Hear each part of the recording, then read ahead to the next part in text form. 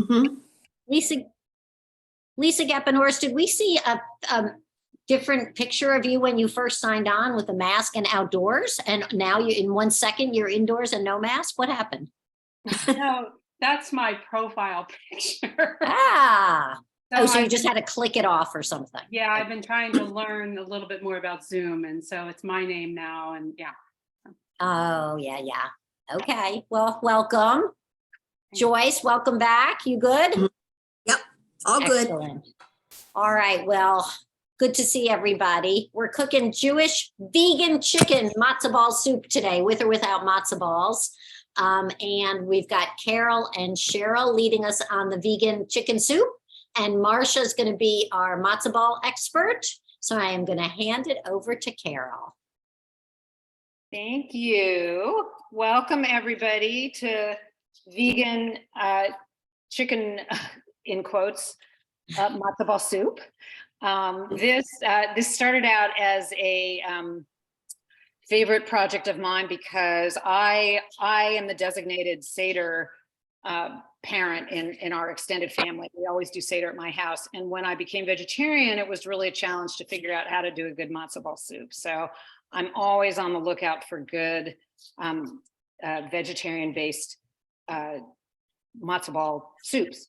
And I was telling Deb before we started that when I've been, well, I was pescatarian for about 10 years and vegetarian now for about 4. But when I sort of went down that path, my mother felt like I was, my good Jewish mother, right, who loves to cook and loves to feed and is very, very much a Jewish mother in that sense, just went down a rabbit hole. She thought I was like going over to the dark side, and she just felt so rejected and so upset that I was not going to be eating her, you know, roast beef and her chicken and everything else. And she couldn't, she really had a hard time dealing with it. But like all good Jewish mothers, she came around and she ended up becoming, in her own right, quite a good vegetarian cook because she wanted to, you know, make me happy, which all mothers do, right? Want to make their children happy. So anyway, so I think I really truly believe that it is not only possible, but very easy to make a good vegetarian option. Chicken soup. It is not traditional, but one of the, I looked particularly for a recipe that had miso because I'm a huge miso fan. It has so many health benefits. And also, it has that umami kind of density and richness that I think if you're not going to have a meat-based broth, it really helps give it some oomph and some flavor. So that was part of why I picked this recipe. So I don't know about you guys, but I am still sort of in the middle of chopping away here. There's a lot of chopping for this recipe. So I could go ahead and start. I don't know if we want to do a show of hands if people want to start putting in, and I can sort of show you, I can show you what my onions look like. I did the quartering like they said. That's where I come in. Oh, sorry. Cheryl, with the amazing technological know-how of Cheryl Israel, we are showing you my onions through her iPhone. So see, they're like quarter sized, and which is what it said to do. I think you could probably make them smaller. In fact, I may make some of mine smaller because these were really huge onions that I had, and these look awfully big. I'm gonna cut them a little smaller, but and then this is my garlic. And so you can go ahead, here's my olive oil. You can go ahead if you're at that point and start putting your, excuse me, putting your onions and your garlic. We'll heat up your olive oil first. And then I like to see it like just starting to get, you know, it starts to clarify a little bit and get just that filmy look on top. You don't want to get it too hot because otherwise when you throw in the stuff, it bounces up. But once it's there, then you can throw in your onions and your garlic. So I'm actually really curious, and I would love to hear from everyone else why people were interested in doing a vegetarian chicken soup, because it's so not traditional, and most people who, you know, are thinking about Passover really are kind of partial to their tradition of a chicken soup. So were people curious about, you know, whether this was going to at all taste good, or just sort of thinking it would be fun to try something different? Or are there any budding vegetarians out there, or what sort of, I'm wondering what people's motivations were for wanting to try this one out. I'd like to talk about this a little bit. Okay. So we made a vegetarian matzo ball soup last year. And if you are planning on making matzo balls that you want to donate with your soup, make them much smaller than the directions that Carol gave, say, because you're gonna have a hard time packaging them. Oh, They're gonna okay. pop up. So you make them smaller because they will expand and they don't have to be huge. And so last year we made a jalapeno matzo ball soup. And I always use, if you're cooking chicken soup with a chicken, it's a bit of a pain in the neck because you're using a soup chicken and it falls apart and it's got pieces all over, which is nice because then you have chicken in your soup. I find it just so much easier. I use that, I believe it's vegan, the Awesome vegetarian chicken, whatever, bouillon or whatever it is. And I use it all the time in all of our recipes just because it's easier and it comes in a thing and you take a tablespoon and you put it in. So I think that that's very good. My question about this soup, and of course, knowing me, I didn't behave myself and I didn't follow directions, is why are we removing all those vegetables? I'm not a parsnip fan, but my sister's soup, matzo ball soup always has parsnips in it. Yeah, I think that's an excellent question. And my response is, I think you don't have to. It depends. Again, the traditional matzo ball soup that like you get at Zabar's or whatever is going to just be the broth with the matzo ball in it. But at our Seder, I always have carrots and celery in mine. Part of what I thought was really interesting about this one is that it has parsnips, which I love, but I've never put in like matzo ball soup. So I thought, oh, that'll be fun. So I will probably not take a lot of it out. And I think also because for the soup we're donating, we're not putting matzo balls in. I think it would be nice to have them because then it's essentially vegetable soup is what it is. Right. It's not, chicken-free matzo ball chicken soup. Because that's sort of like, well, what is it? It doesn't have chicken. It doesn't have matzo balls. It's vegetable soup is what it is. And so it should have floating Right. vegetables. So Right. That was think, a question. But, and also, so you still want us to weed out the onions? I think you can leave them in. Especially if you, as Marge suggested, if you cut them smaller, if they're really huge, I think that then you want to take them out. But based on what Marge said, I am now going to chop my onions. I'm making them even smaller. I'm making them more like you would do for any of the foods that we make where you start with the onions and garlic, which we almost always do, and then keep them in there. Yeah. It's funny. My grandmother would cut the onion in a way where she just sort of scored it so that you could just take it mostly out. But when I cook it, I keep the onion in because we love the taste of it, to eat onion with the broth. Yeah, and a lot of people don't like raw onion, but I think most people are fine with cooked onion. It's really, it adds a very nice flavor.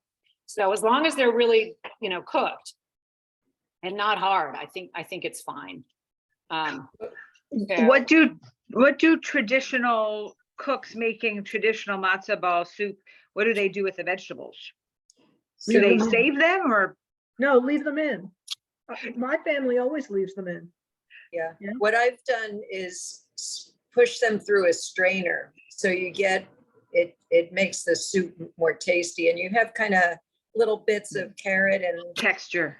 I love parsnips. At one point I tried sort of pureeing the vegetables, but that I didn't love so much, but just pushing them through and getting all the liquid out that tastes good. And then I also put some of the squished vegetables in and I leave some whole. So it's kind of a mixture. Yeah.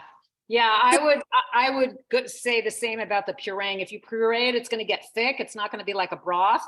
And you still want, you still want that broth. That's what like the Jewish penicillin, right? That's what makes you really feel good.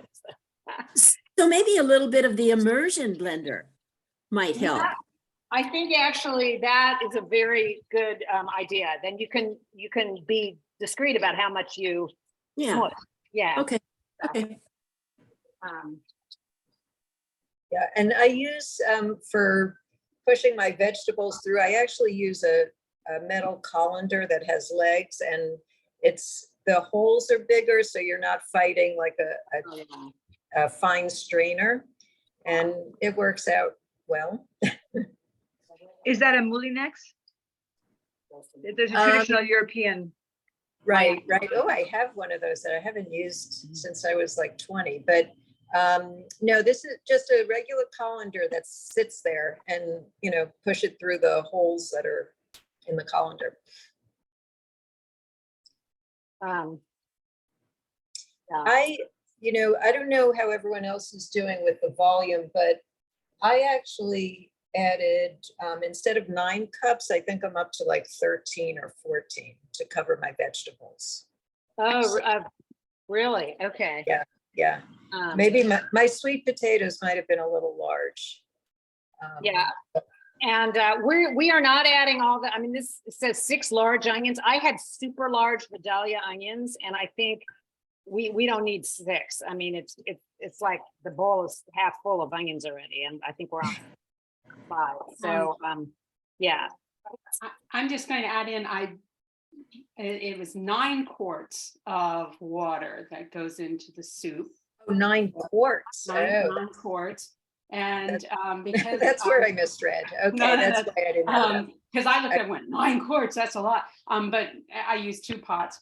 And because I have never ventured into the matzo making world, I bought egg noodles, and I'm cooking some egg noodles, and I'm going to put them in the bottom of the container and then the broth on top. So I don't think I'll be able to call it matzo ball soup, but I'll call it something else. Well, just the fact that it's vegetarian based makes it not traditional. So I think anything you do is fine. Yeah. Vegetable noodle soup. It's vegetable, right. And that's actually, you know, if at the end of the night you decide it needs something more in it, you could add some rice noodles. That would be, and then it's sort of like a vegetable noodle soup. Yeah, that would be good. That's a good idea. I like that. Yeah, Okay. and the Yiddish version would be Luction. The noodles, Luction. Oh yeah, the German version would be Spätzle. Okay. For the Jewish people who've made Jewish chicken soup before, my grandmother never would saute stuff in advance. Everything just goes in the pot with the water and the chicken. Yeah. So yeah. So So when I make it, I boil up the chicken first. I'm almost totally vegetarian, but I still do chicken soup for all the holidays. So I boil up the chicken first and skim off the fat and gristle that comes to the top. And then once that's, you know, fine and clear, then I put in all the vegetables. I don't saute them either. Yeah. Okay. And always with parsnips. That's like my favorite vegetable in chicken soup. So. Yeah, I was so taken with the parsnips. I never think to add them, but you know, you add carrots. It's very similar. They're just a little more delicate, and so I'm looking forward to the taste of that. But you say you add them all the time, Marsha? Yeah. I'm sorry. I always add them. You Yeah. always do. Where did you guys find parsnips? I went to Giant today and did not find parsnips. They always have them at Trader Joe's, always. They Oh. come in a bag, usually Yes. 4, always. 3. Okay, And- awesome. and then- Thank you. Giant They does look- usually have them, but Whole Foods also has them. If you Harris Teeter had one. I bought it.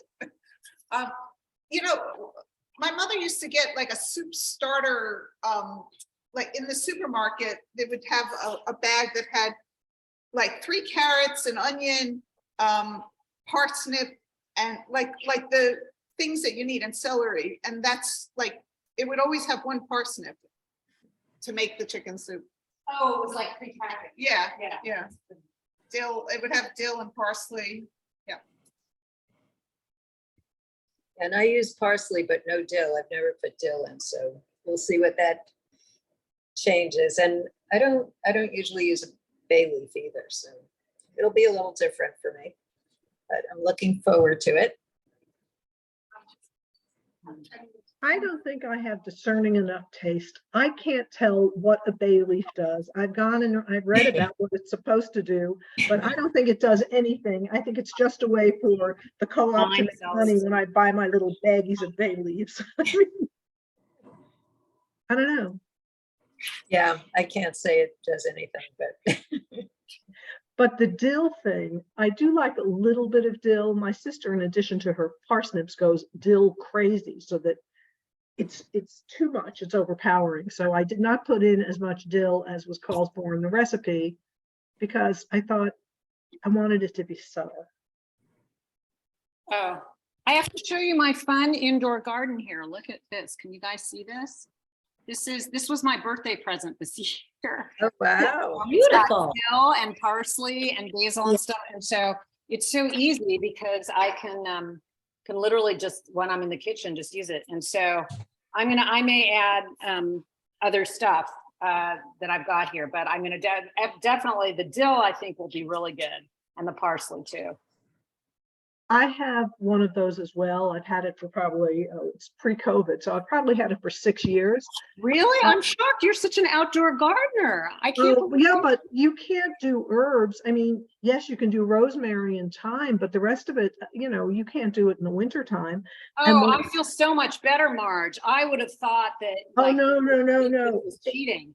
No, it's a wonderful thing, and I like the lights go on a timer and then they Yes. go off, and that's great. I know. But my problem is that after 2 years, the lights died, Ah, and I haven't, some of the lights died, so I haven't done anything to replace it. And I don't know, by the time you futz around and get the new lights, it may be more cost effective to buy another one. just buy a new But one. Yeah. I mean, did, lights are unique and yeah, they're underneath that top piece. If you show the picture, Cheryl, Oh. would you show the arrow garden Yeah, again? the lights. I don't know. Can you see the lights? They're like little indoor They're lights. dots, like little Yeah. dots. dots. Yeah. Does that And work? Oh, so you Yeah. can order them online? You order the replacements online? Is that an arrow garden? It's an arrow garden. Yeah. It's a I don't know company. if you can order lights online. You can definitely order more vegetable pods and stuff. Like I'm growing kale, and the basil and the dill and the mint and everything else have taken off. I don't know why. Well, because David got it originally as a gift, and like mint is like so easy to grow outside. So next time I won't get mint, but the vegetables too. I mean, you can do tomatoes and you can do all sorts of stuff. So I I'm think like if so excited. I think if you do the tomatoes, you're not supposed to do them with some of the others, maybe not any of the other stuff. Oh, really? Yeah, there were restrictions on that, and I decided tomatoes weren't worth the bother, but mine doesn't have as many pods as yours. I think mine has 6, maybe. It looks like you have more things growing. Mine has 6. It's really? just overgrown at the moment. Okay, Yeah. mine is round. Anyway. So mine has been sitting unused through COVID. Oh, I'll show it to you next time you're over here, oh, because you don't have the lights. because I didn't replace the lights yet. I will tell you that I called them one time. I don't recall why. I called them to ask them a question about something, and they were very, very nice. But again, that was 5 years ago. So Yeah. Oh, it Yeah, but seems like they're- Stroh-Schneiders. Wouldn't Stroh-Schneiders have them? Probably.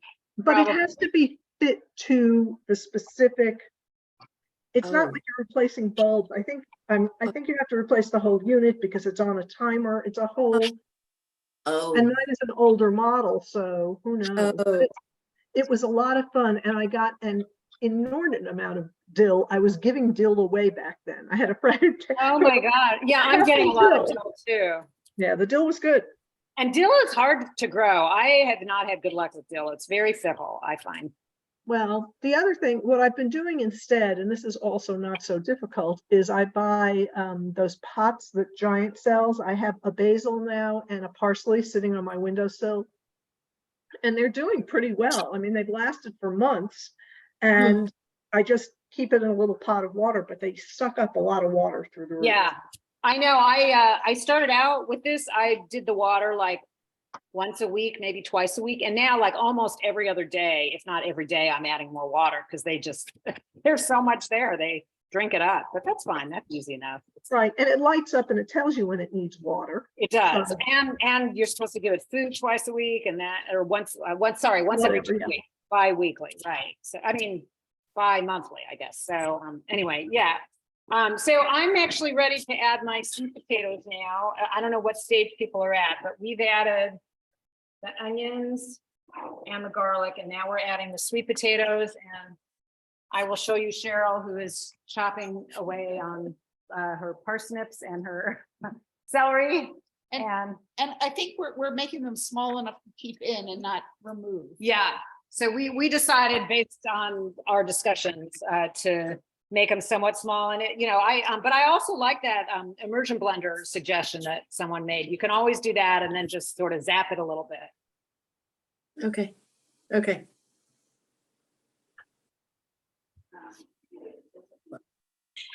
Okay.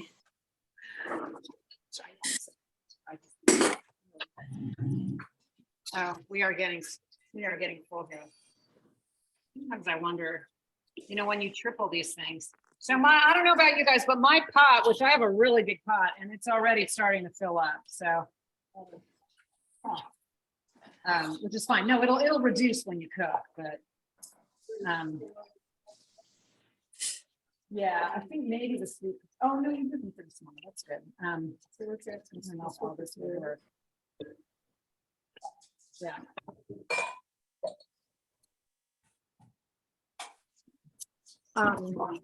While everybody's cooking, I have exciting-ish news to share.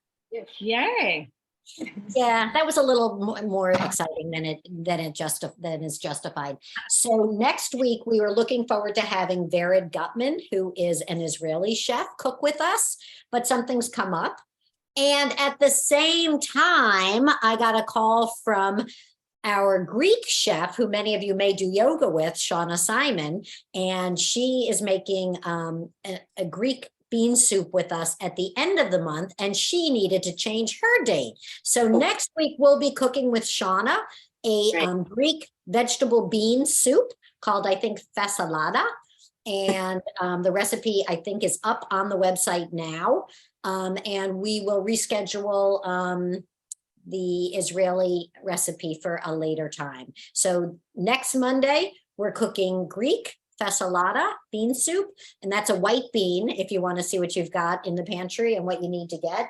Pretty much any kind of white bean, I think she says. And then the week after is going to be from Ireland. Dominique will be making a potato leek soup. So those are our next couple of weeks. Alexa, the best place to buy leeks is a Trader Joe's because they're prepackaged, cleaner. They don't have all that gross green stuff. So right near the parsnips, you'll find the leeks.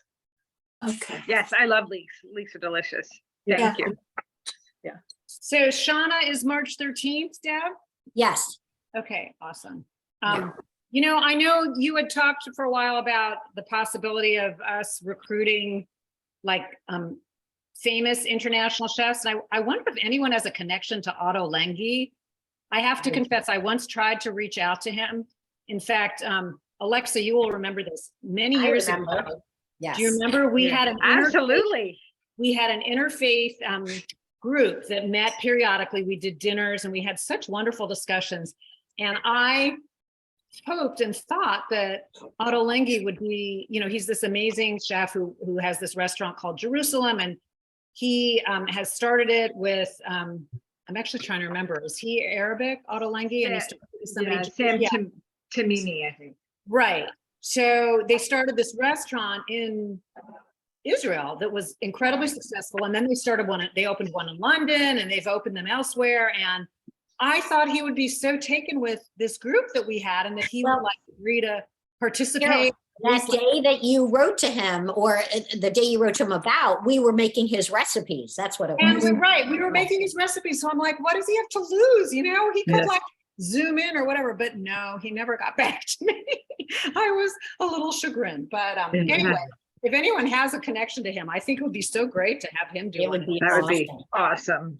Well, I'll tell you, somebody has created a campaign for all of us and everyone else who cooks KindSoups with us for the next 5 months, a letter writing campaign that will give us all a draft of a letter to Jose Andres and request that he be our culminating chef on World Kindness Day, November 13th. So it may be out by next Monday, but I will for sure send it around to everyone who's been cooking soup and ask them to please write something with a little bit of a personalization and a form that we give you, and just send it in, because maybe he'll get inundated and maybe he'll do it. It would be so much fun. And maybe we could get his friend Odalenge to join him that day.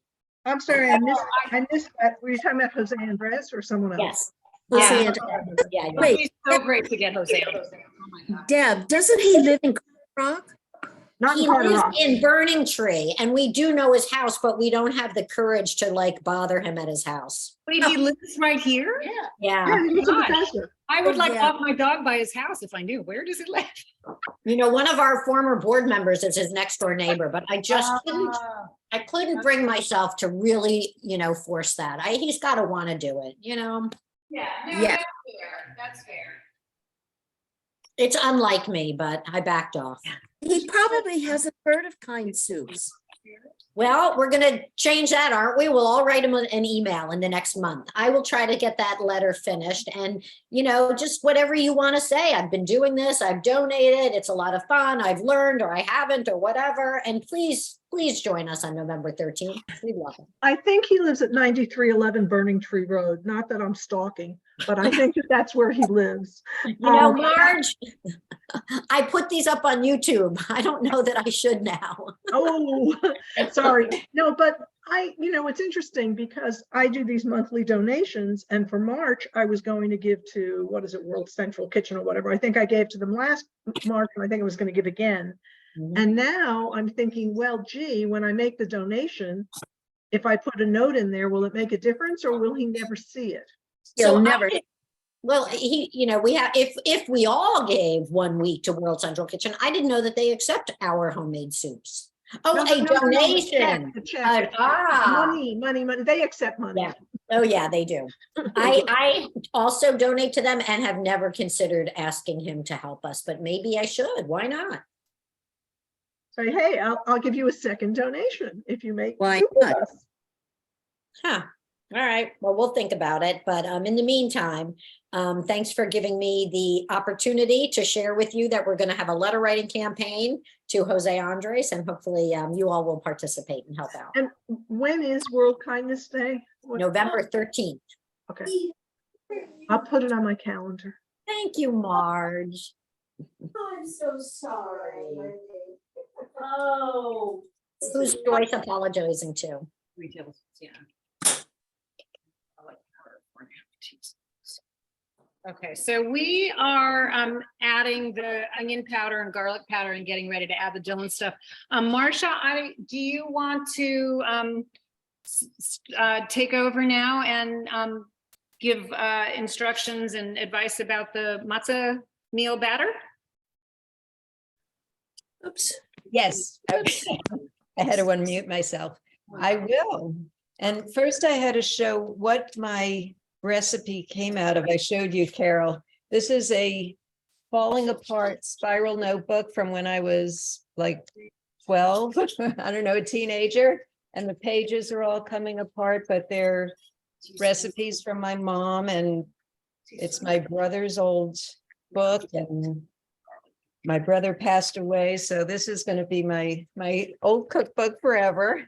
Oh, But the matzo balls, just like everything else we do, is they're pretty forgiving.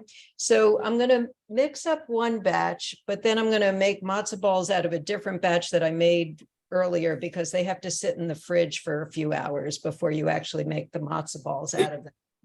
So let me just reposition where I am over here. I have a refrigeration question. I've never refrigerated my matzo balls more than 20 minutes. So I didn't know why you said 2 hours. That kind of freaked me out. So do you make bowling balls or fluff balls? Well, Which- in this case, they're not, I don't have hard centers. They're normally even consistency, as opposed to my grandmother, who we never knew what we were going to get. but yeah, they're normally very even, not hard in the center. And in this case, I'm going to make them very small because I want to be able to put them in the containers, and it's hard to do. Yeah, I'm Well, assuming that these containers are going to feed more than one person, and they're just going to think it's a dumpling. What do they know, right? Right. And, you know, they're going to take up some room as well. So it's that much less soup. But I personally, I don't think I've frozen them, but obviously you have. We have, because we did them, and I think I tested the recipe. I'm sure I tested the recipe when we did those crazy jalapeno matzo balls. I've also done matzo balls with spinach in them. Uh-huh. Many years ago, there was a recipe in the Jewish Week, and you chiffonade the spinach. I had red, white, and green matzo balls, because the red ones you mix tomato paste in, and you get red matzo balls. This has got to be 15, 20 years ago in Jewish Week. They have these recipes, and they're fine. I mean, it doesn't really affect the taste as much as, gee, these matzo balls are not the right color. Yeah, and that's what, you know, you could put in any herbs or whatever that you want. And I've tried doing it with onion the past day or so when I was making some, I just put in onion powder. You could do whatever you want, really.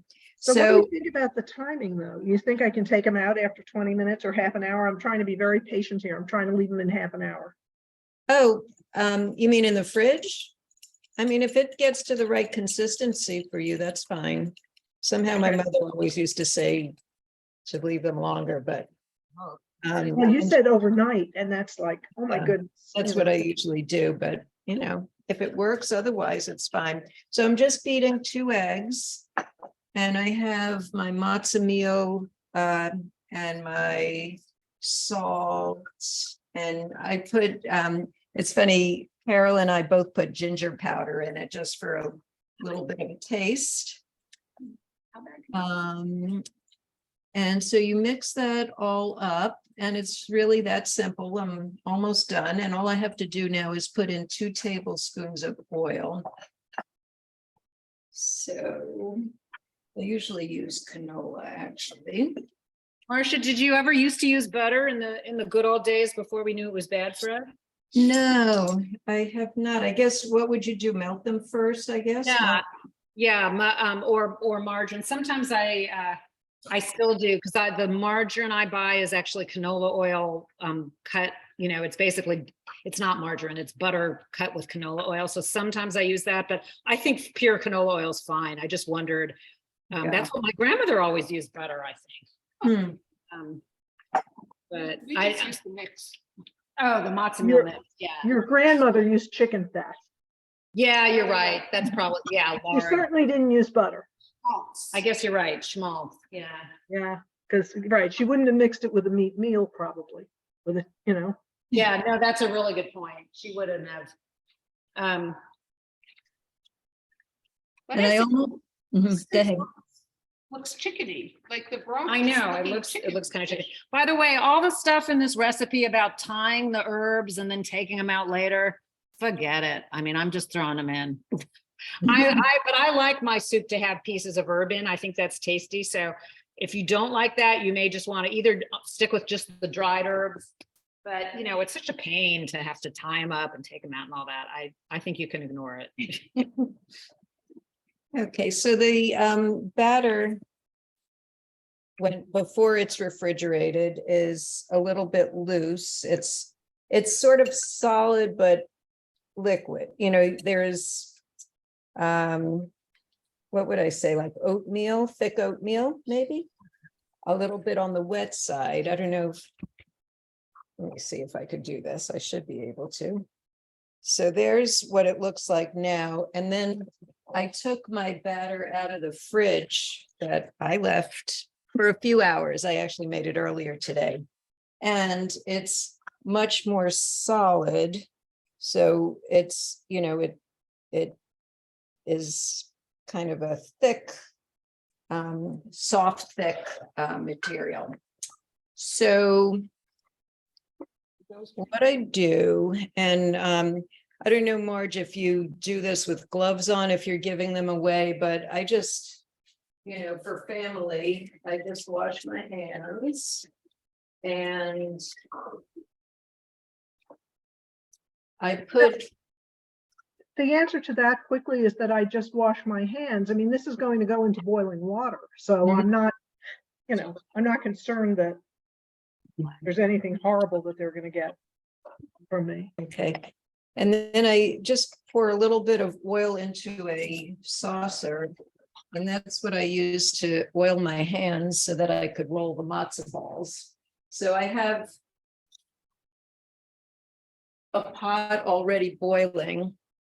And like Marge said, we're going to make them small. So normally, let's say I would make them about an inch big or so, and they expand quite a lot. If we want to make them small, do you do them even smaller than that, Marge? Just a tiny circle. Marsha, and- are you putting them in boiling water or boiling broth? I'm putting them in Boiling boiling water. Good question. That's an excellent question. Cook them in water, yeah. There's too much stuff going on in the soup to put it in there. Well, also, if you cook matzo balls in broth, I find they get really salty. So, and they also use up all your broth because what do you call it? Not evaporates. It goes inside the balls. Yeah. And it becomes part of the ball. So, it's really, cooking them in water makes a lot more sense. Okay, And thank they're you. kind of, it's let me see, a smooth texture initially, and as they cook, they get a little more textured. And you could just, if you make them about the same size, then at some point you could just cut one open to see how it is on the inside. But basically it's solid to begin with, and then the outside turns fluffy, and then the inside gets, softer. And there's definitely this thing in Jewish families about matzo that are like bowling balls, or are they, fluffy? So people have different preferences, and I think whatever you grew up with is what you prefer. But Yeah, my cousin used to say, either you like to float them or dunk them. yeah. Well, my family isn't as couth, and the discussion around the table would be whether you like the balls hard or soft. Right. They would get a lot of mileage out of that. Yeah, and what happens is when you first toss them in, they're going to sink to the bottom. And as they start to cook, they come up to the top. And so during the cooking, which it says 30 minutes, usually by 20-25 minutes, they should be done. But you should just watch them during that whole time and make sure they keep floating, because if if you turn it down to simmer and it's not hot enough, they're going to sink back to the bottom. I just got two questions, Marsha. Yeah. So you didn't refrigerate them. You just made them and you're dropping them right in. No. So I made another batch just to show the okay. I see. Okay. Because I did refrigerate mine, and they're, it's pretty solid now. So you said you put oil on your hands before you rolled them? Is that what you said? It just, okay. Otherwise it just gets all over. Just sticks all over you? Okay. Yeah. And then my other question was, are you dropping them in? You're not putting them in all at once. I see you're rolling and dropping, so they're all going to cook at different times, right? But it'll be within a minute or two, right? So, and you can't really overcook them, I don't think. I've never Really? done. Okay. I'm really excited because I've never made a matzo ball before. Wow. This is like a very exciting new thing. Well, it's fun to see them transform as you're cooking. Yeah, I know the technique. It'll be interesting to see if they come out fluffy or hard, like you said. Well, Like bowling balls that sink to the bottom, or if they're like fluffy and they go to the top. yeah, the key to fluff is the seltzer versus water. Okay, I did use that. No, Marge is saying no. Uh-oh. This is like Controversy. you ask, oh, you're muted, Marge.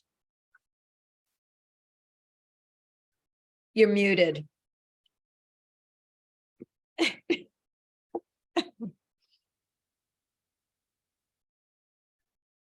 Yes, I had matzo balls all over my hands, and I couldn't hit the mute button to unmute me.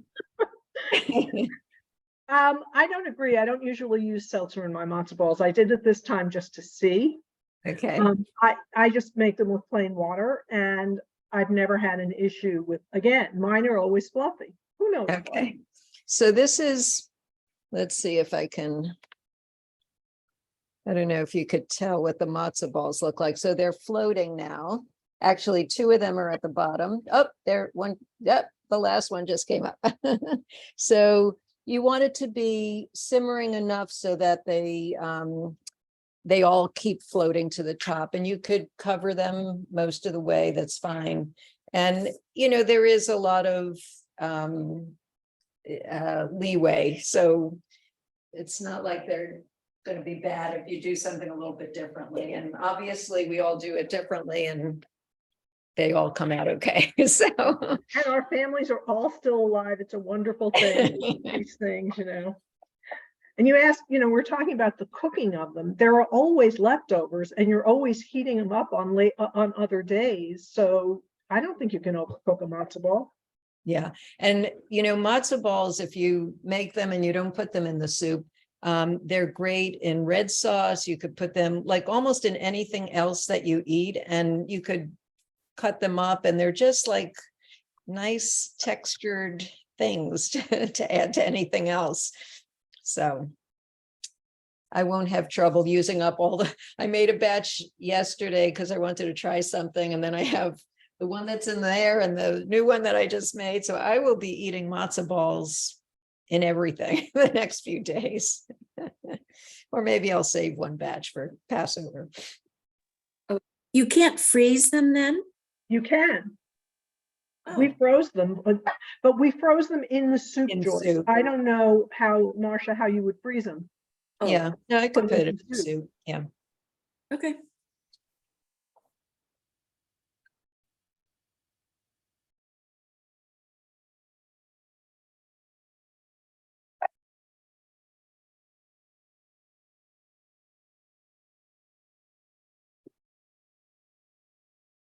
So somehow I got 16 matzo balls out of this. So we'll see what size they come out, because they do grow as they cook. Well, I'm already up to 20, and I still have a little left. So I'm making them a little smaller than you are.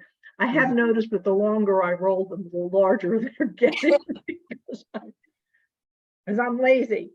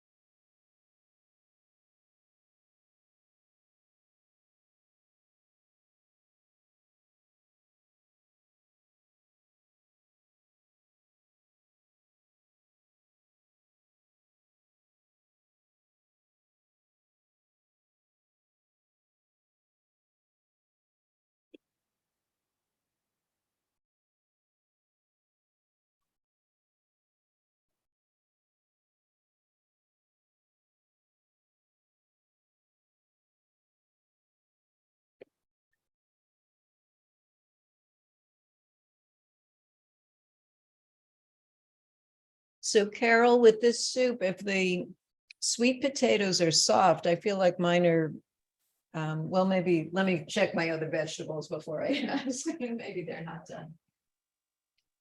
I thought the sweet potatoes were interesting. I've never had matzo ball soup with sweet potatoes. I haven't either, or persons for that matter, but my stuff is not soft yet, but I may have started a little later than other folks. Also, for those of you who added the bay leaves, that is the one thing that has to come out.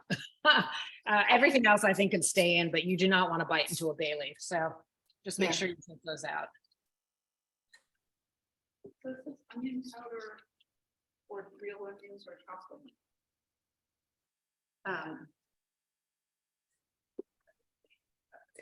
So if you weren't going to use matzo balls, would you want to add spinach or anything? Well, maybe noodles, like someone suggested. That's right, noodles. I Fried like, beans today. I thought these might be good in it. I've never used them before, but they're little. They're just little short, like 1-inch noodles, right. and they're gluten free. I don't know. I thought they might be a nice addition. Okay, that's right. The noodles. I forgot about that. Thanks. But in this case, we would want to cook the noodles. They're cooked noodles already, right? Because otherwise the broth will all get, even if they're small, we're cooking them ahead of time. Yeah, I would cook the pasta first.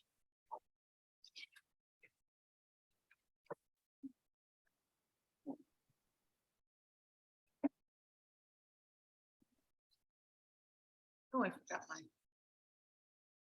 1, 2, 3. I'm freaking out because I only see 5 bay leaves.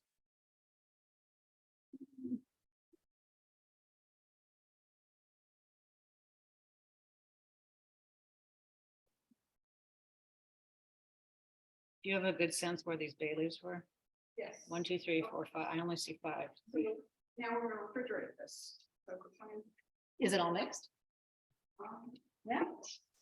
Oh, yeah, that was perfect. Perfect. Yeah, I just. Yeah, just. So the matzo balls are growing as we speak. They were about 1 inch now. Some of them are 1.5 inches, 2 inches. Still on the smaller side for matzo balls, but definitely they've grown. Is matzo ball soup traditional for every Jewish holiday? Is it served at every Jewish holiday or just at Passover? For us, it's every holiday. Or, yeah. I don't know what does anyone else do? We do it. I actually often make it when my kids had colds or were just a little under the weather. It was our favorite dinner. But yeah, you can do it for any holiday What about Shabbat? or Shabbat, right? If you observe Shabbat, it's a very common first course for Shabbat. We always do it for Passover. We usually do it sometime during Hanukkah. Do it for Rosh Hashanah. You could do it for Rosh Hashanah. You could, yeah, it's just sort of, connects you to your roots. That's great. That's awesome. We often did matzo ball soup for Passover, but then chicken noodle soup for other holidays. So it just depends. But matzo, you can't do noodles for Passover, so we did matzo balls for Passover. Right, yeah. That's why matzo balls are so particularly good for Passover, because that's a holiday where you can't have any flour, any wheat products except for matzah or matzah meal. So it's particularly good for that. But they're also, I remember once when my daughter was in kindergarten and she had a friend over, this was Hannah Duffy. She had a friend over who was a good Roman Catholic girl, and they were having so much fun, and they were like, "Mom, can Hannah, can she stay for dinner?" "Oh, of course, of course." And I said, "Well, our dinner, we're having something called matzo ball soup." And this little girl, her eyes went wide. I mean, she'd never seen anything like this, but she liked them. It was a lot of fun, sort of introducing her to this Jewish dish. So I just took a taste of this, and it's What actually. does it need? It's sweeter than like. Oh, because of the kind sweet potatoes, sweet. maybe. Yeah. I mean, it was good, and it actually has a lot of bite to, like, it has a Oh, zing good. to it. I don't know Good. what's causing the zing. Maybe a heavy hand with the pepper. Oh, maybe. You're getting me curious. Carol, you haven't put the miso in yet, right? Oh, right. Talk about zing. No, we haven't put the miso.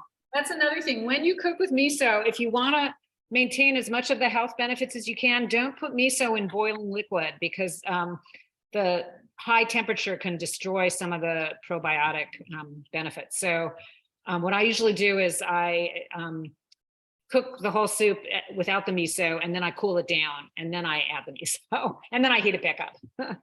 So, and try not to heat it to boiling before you serve it. I'm showing, I don't know if anybody can see. Oh, my our little soup, thing, yeah. Yeah. So with lots of veggies. It actually looks like such delicious vegetable soup. It doesn't look like at all traditional chicken matzo ball soup, but So I don't know when we label it, maybe it's. maybe we should label it vegetable soup, right? It really Looks does. like look it doesn't nice. have very much broth at all, does it? Well, no, could add it's some water. mostly, we could add more water. I didn't, I love like vegetable soup with a lot of vegetables, but Yeah, it's gorgeous. It glistens. It's beautiful. But it has a look like, it looks like chicken soup.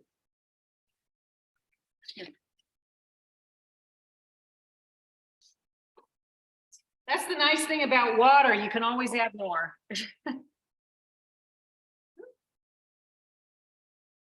Right, 1, 2, 3, 4, 5. There'll be 6, we'll find all 6. We'll find all 6, all right. What's the worst thing that happens when you eat a? Oh, you don't want to think about it. Yeah. We'll find someone could show.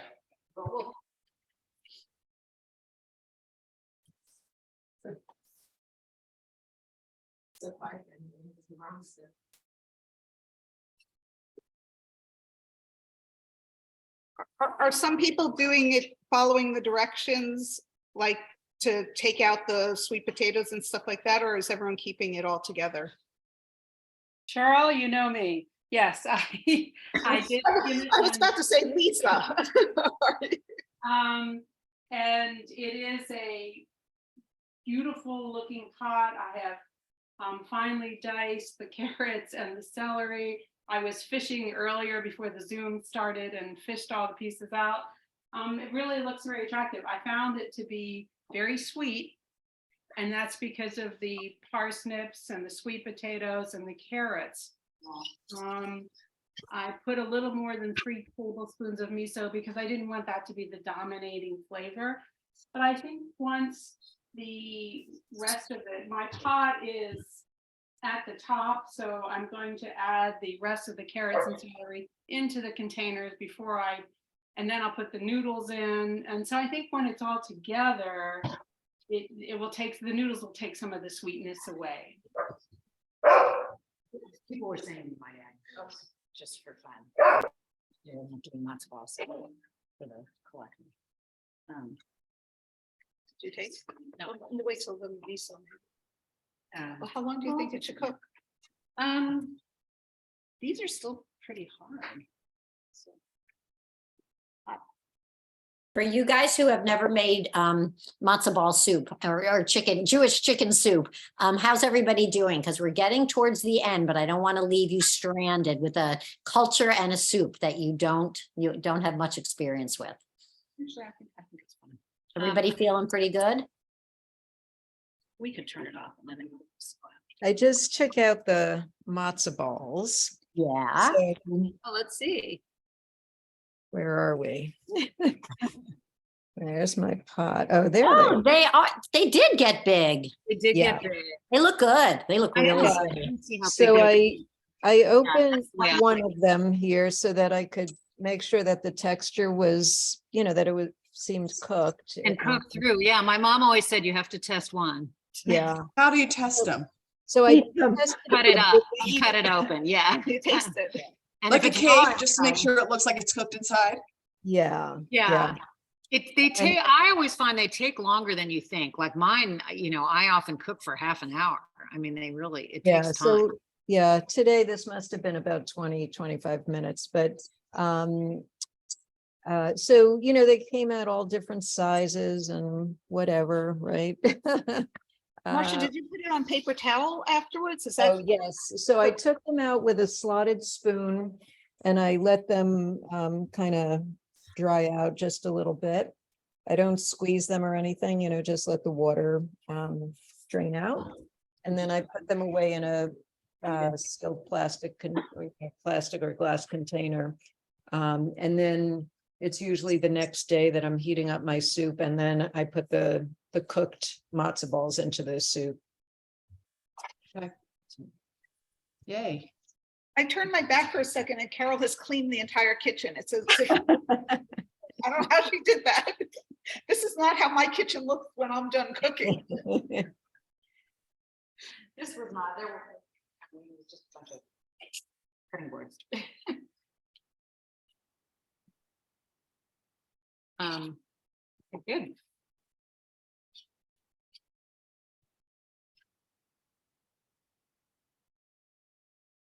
Marsha, do you ever add miso to your soup broth or no? No, but I use chicken. You Oh, know, you normally use the chicken, right? So you they don't, all- yeah. I'll do it with miso.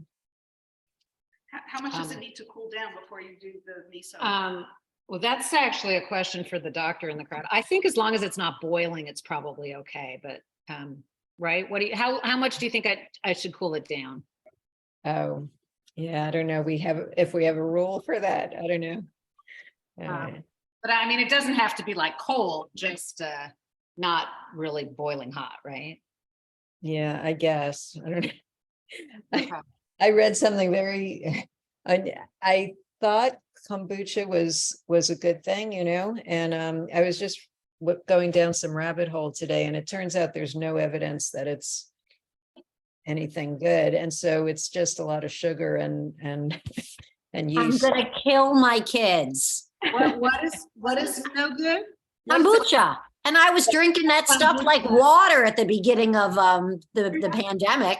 I mean, I never had heard that before, but today I looked, when I first saw it, I was like, oh, I've never heard that. So I looked at Mayo Clinic and Nutrition Facts, which are I trust them, and they both said, yeah, there's no proof. Is that because it doesn't have probiotics, or because something else, the sugar counteracts it, or what? No, it didn't explain why. It just was studies that showed that it didn't change the microbiome, but and then something that prompted that was that there can be a bad effect of it, because what you're doing is you're growing colonies of bacteria, and so if a bad guy gets in there, it could be a bad bacteria. So You're growing the bad one. That's terrible. so Marsha, what do you think of kefir? Yeah, that's supposed to be good. I mean, yeah. Are my smoothies better with a little bit of that in it or without? Which with Kefir. what?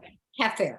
So Yeah. if I'm using spinach and blueberries and tart cherry juice and fresh ginger and cayenne pepper and You're turmeric, but I've been adding kefir for the last couple of months. But now I'm thinking maybe, I don't know.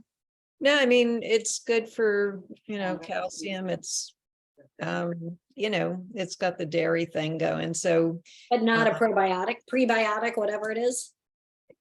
probiotic, it's also fermented. Yes. It would also be considered a probiotic, but I didn't go down that rabbit hole yet. That's tomorrow. Okay.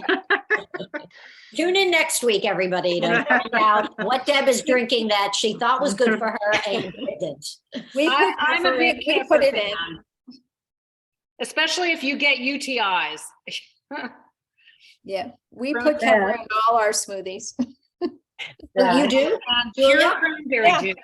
Okay. Pure cranberry juice is good too, but it's so Mhm. darn sour. You have Yeah. to I just pour it in my water. Yeah. It's also good with vodka, but I do prefer red wine. I think that's the best. George. Look at you, straight from the bottle. And then you don't feel the UTI, so it doesn't matter. That's right, exactly. I never All get a UTI because I drink red wine. There's the answer. That true? No, yes, I just made it up. All right, Lisa and Kelly and Joyce, have you cooked before? Is this new soup to you? Joyce? It's interesting. Oh, you're muted. This is the new soup for me. Okay, so how are you newbies doing? Everybody feeling okay? Yeah, I'm excited about the matzo balls. I can't, I'm. I want to right, know good. who's dropping soup at my house tomorrow. Joyce, yes? Please remember I have containers for you. Lisa, yes? I probably will. What time again? It's before 9 o'clock, right? Or No, before 10 o'clock. or 10 o'clock. We have Okay. time, 10 o'clock, 10 o'clock. Yeah, all right. So I'll probably drop it around 9 if that's Oh, Cheryl, you're going up there tomorrow. Where's Cheryl? I'm going up to Germantown tomorrow. Yeah, Oh, you are? Germantown Okay. Elementary, not to, to the hub. no, I'm supposed to go to the elementary school for a distribution. Oh, I didn't realize. Never mind. That was almost exciting, right, Marge? Well, something that they said last week, and I've heard them say it before, but last week, oh, we don't have any room in the freezer. I guess we'll give them out today. And I'm thinking like, well, why don't you always give them out on the day? You get them? What are you saving them for, you know? Right. Well, I'll see when I do the food distribution at Germantown Elementary School. I'll find out if they're distributing them then. What time are you going? It's 2 o'clock, 1 o'clock. I think it's Oh, 2. okay, so it's in the afternoon. Okay, because they won't have the soups until 11:30 or something. Freezers are packed with them.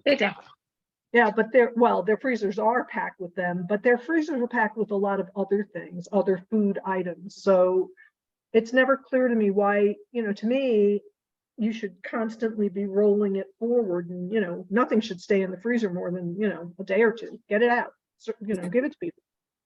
Yeah. They have a wonderful, if you haven't been there, they have an enormous trailer refrigeration unit that they got. They didn't have it the first year, but it's a great thing. And companies deliver large boxes of produce to them, and those go into this trailer type walk-in refrigerator. That's kind of a nice thing, but that doesn't do much for frozen soup. Deb, I missed part of the discussion last week. Is Interfaith taking soup again or no? New Leaf, no. No, okay. Thank you. Sorry. It was convenient, yeah. I know. I imagine they'll start up again, but right now, no. What I have had another organization that wanted to do soup and meals is not deliver individual quarts, sign up for a dinner and deliver their soups as the dinner, so it might be able to package some of those, but for now, no. Diane said something to me about she has KindSoup's leftovers. What does that mean? Why does she have So soup? Diane picks up from the 5171 Manning Place location periodically and brings them out to PG County to the Homes Not Borders refugee families setups. Okay. And so she took some to them today, but had more than they could handle. So she was Okay. doing a giveaway at PG at one of the, She was going to give them to me to take to Germantown tomorrow. Oh, I thought she was doing a giveaway. Okay. Oh, she may have done that as well, or maybe they couldn't take them, or they could only take X amount. I don't know what she has. Whatever it is. Thank you. She's going to bring them tomorrow. She's going to bring them over tomorrow morning. So it's a good thing that it's not a harsh alone week, because then sometimes my trunk is like Yeah. overflowing. Yep. But we're back in business. I dropped off the towels at the dog shelter, and She's everyone's- back. Yay, Marsha's back. All right, everybody. Julia, be safe. Can I ask one really quick question about the matzo balls, Marsha? Do you keep the lid off the whole time? Because in your recipe it said partial.